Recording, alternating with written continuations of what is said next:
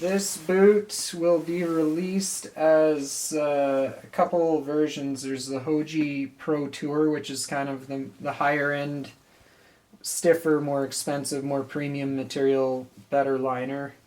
And then I believe the next one down is the Hoji PX, which is softer, less costly material, and less expensive line. And there will also be a Hoji limited edition, which I'm going to continue to work with them to fine tune based off this platform, a stiffer version yet, but that's still to be determined, exactly what's possible. From the beginning of this project, the goal was, the design intent was improve skiing performance, improve walking performance, improve the user interface.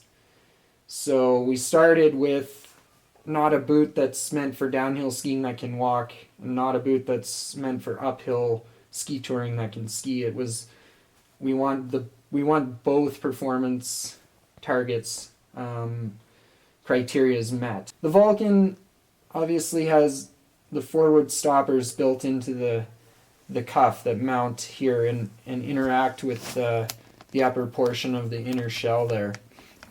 And that actually really helped with the Ultralock kind of performance for skiing. Skiing performance and stiffness kind of, because the cuff could only go to kind of the ski position, and then any other forward ankle mobility and free flex came from a super loose cuff. You had to open up the strap, open up the upper buckle, and deal with a bunch of steps to really get a nice walking performance. So the original concept was, how do we move?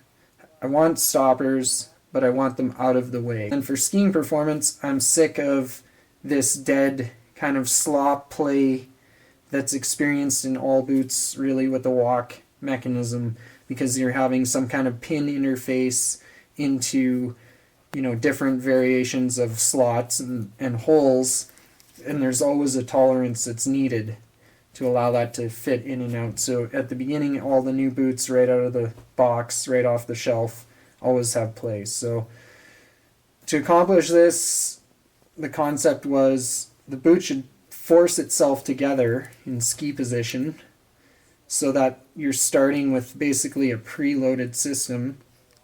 And then for the walking performance, you need to move everything out of the way and eliminate as much relative motion and friction between the different components that make up the boot, the cuff and the shell and the spoiler, so that we want to achieve this really free, let's call it like a run and erase cuff, sort of really maximize your ankle mobility. And you need to move everything out of the way and eliminate as much relative motion and friction between the different components that make up the boot, the cuff and the shell and the spoiler, so that we want to achieve this really free, let's call it like a run and erase cuff, sort of really maximize your ankle mobility, and you're not losing any energy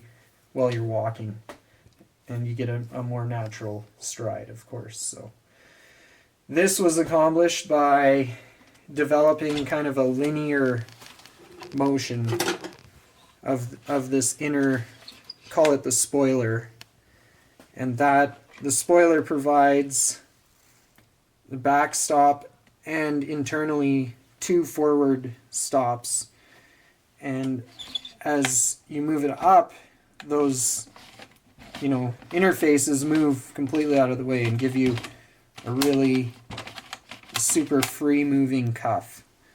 As you pull that down, and we'll look inside in a minute, but the rear stop comes into play, and as well as simultaneously the forward ones, and it's actually, you can think of it as like driving a wedge into something. So you get to a certain point and it's fully blocked, and then through a mechanical advantage of this linkage here, you're able to apply a preload and finally end up with a